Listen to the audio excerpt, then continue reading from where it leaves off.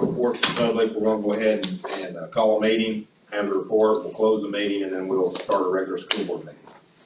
So call the meeting to order. We do have a form here. District annual report to the public agenda. Number 1, progress toward annual goals. Okay, thank you. I'm going to go ahead and just go through our annual report to the public like we talked about, or like we discussed. On the slideshow, you'll see the PowerPoint that we've thrown up here. Our mission at the Huntsville School District is to provide a quality educational environment to prepare all students for college and career success as they contribute to a rapidly changing world. Our agenda for tonight, we're going to go through our progress towards annual goals. We'll tell you what those goals are, and then we'll see how we're going with them. Our plans to correct any deficiencies that we have. We'll have an accreditation report on all of our buildings, our state reporting requirements, things that we have to report through this meeting, and then we'll go through our federal funding as well. And that's our topical agenda for tonight. So our first goal and the progress towards, our first goal was to increase student achievement for all students in all areas. If you remember back, to 2020, if anybody can ever forget the end of 2020, the last 9 weeks of it, we didn't take a state assessment in March of 2020. And then last year we did. And this statement is on the DESE website, and it's important to remember this, that you had 9 weeks, and then you had a whole summer, and then you were trying to catch kids up, and then even in that you had kids who were quarantined, they were gone. There was just a lot of abnormalities within that year and 9 weeks. And so this is on their website. Well, 2020-21 academic year was significantly impacted by the COVID-19 pandemic. Approximately 97% of Arkansas students in grades 3 through 10 completed summative testing. Given the unusual circumstances for instruction and assessment, results should be interpreted in context. So they're kind of giving you that little caveat there. Take everything that you see with a grain of salt. One item that is there to note, and this was not on their website, it is something that they've talked about. Arkansas is one of only 14 states to go the entire year with in-person learning for 2021 school year. And it didn't even start with 14. If I remember right, it was like 7 or 5 that started that year, and then more schools added on as the year went along. So, less than a quarter of the states basically went a whole year that year of in-person learning, or had the opportunity in person. But when you look at our scores across the board, you have basically five standard test scores that you get. ELA is a combination of English, reading, and writing. You don't report, the state does not report writing individually, so they combine it into that ELA score. Math is math. In English, to break it down, English is a little bit more of syntax, sentence structure, not necessarily grammar, but it's kind of rolled into that area. Reading is straight reading, and science is science, but it's really kind of a reading comprehension test as well. And if you look, starting with St. Paul High School, these are combined for those grade level bands. So St. Paul High School is 9 through 12. I think technically you stop taking the test in 10th grade. It's one time in 10th grade, so it's really just 10th grade score when you see the high school area. When you look at elementary or the intermediate or the middle school, that's combining 3 different grade levels in there. So it's just an overall average of those grade areas. To put it out, I tried putting it individually, and it took up like 4 slides, and I didn't think that would be very prudent for this evening. So just to go across the board, you have St. Paul High School with 32 in ELA, 32%, scoring what is ready or exceeding. You have 4 different scores that they can get, which I don't remember the last one, the lowest. I just went blank.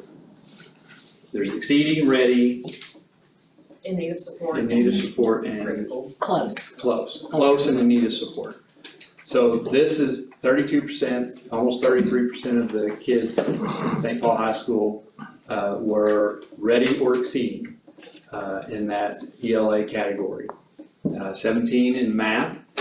In English, it was almost 46. Reading was basically 25%, and science was 23%.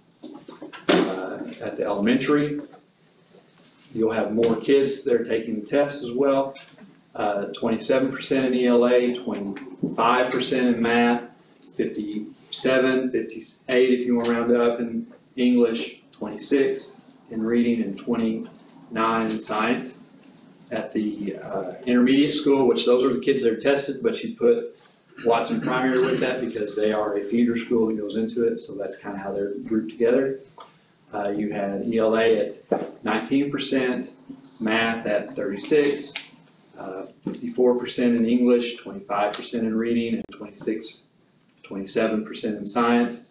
Middle school, 40% ELA, math 47, English 72, reading 45, or 40, 41 I should say, and then science 38. And then at the high school, once again you have 28% in ELA, 17% in math, 46% in English, 25% in reading, and 23% of our students scoring ready or exceeding at that grade level, or at that age level. So that's our testing data. I didn't go back and put, previous years because it's a long gap. There's many reasons just to have them as a standalone thing. And honestly, this could be the last year for the ACT Aspire, or next year will be the last year for the ACT Aspire. One of those two is going to happen. That test is going to go away. So this data, not that it will become obsolete, but it will not be as useful to the people who are going to be given the tests after that, because at minimum in 2 years we're going to be doing a different test, and that's going to be state mandated. I was with a group that was looking at writing the prerequisites for bids that are coming in for the testing for 2 years from now or next year, and they didn't know when it was going to happen, but they know that it is going to happen. So get ready for another change. Principals, it's going to happen in a couple of years at minimum. Any questions about our data? Ready or exceeding is the percentages that we're looking at. Yes, sir. Okay. I can say this is a drop from 2 years ago. I don't know what you would consider significant, but in my mind it wasn't significant, as there wasn't like 10 points difference or anything like that. It's pretty much the norm across the state. With few exceptions, everybody dropped. And that's what that State Department thing at the very beginning, that first slide was about, basically.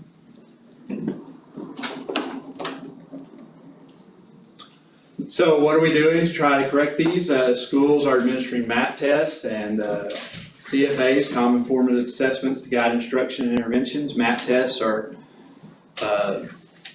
pretty informative beginning of the year, middle of the year, end of the year tests that they give to every kid.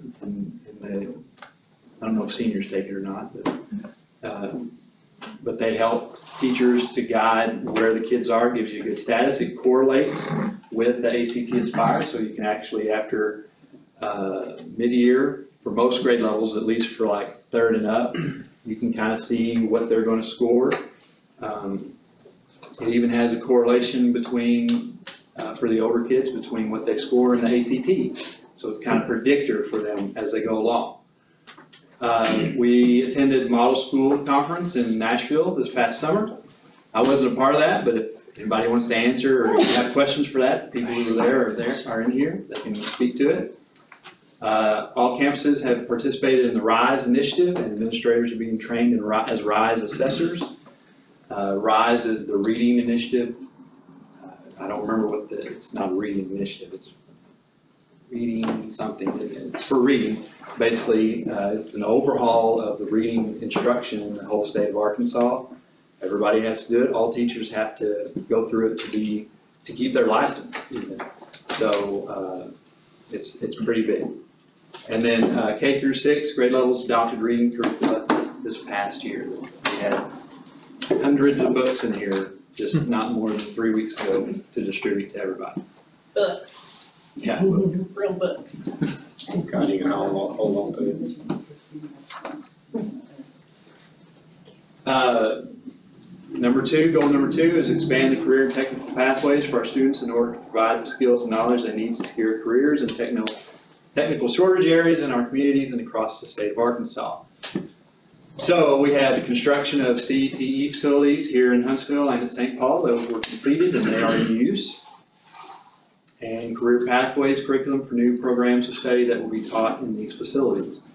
Those pictures are this year, and they are, like I said, they are in use. So that goal is pretty much complete. Progress towards goal number 3, improve the health of our children through food service programs by serving nutritious meals and encouraging healthy food choices, which will lead to living healthier lives.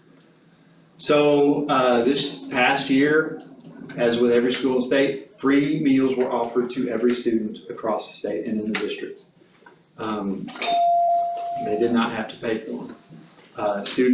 We have a gardening class, they can learn about healthy eating habits, and then also it's in our health and science curriculum, PE curriculum, such as on some as well, just healthy eating and things like that. Accreditation status. So we have all of our buildings are accredited through the state of Arkansas. This is a process where basically the state makes sure that you have everybody, all your teachers are certified, you're offering all the right classes or all the state mandated classes, and we checked off every box and met every requirement, and we are all accredited. Other state information, this is just statistical information.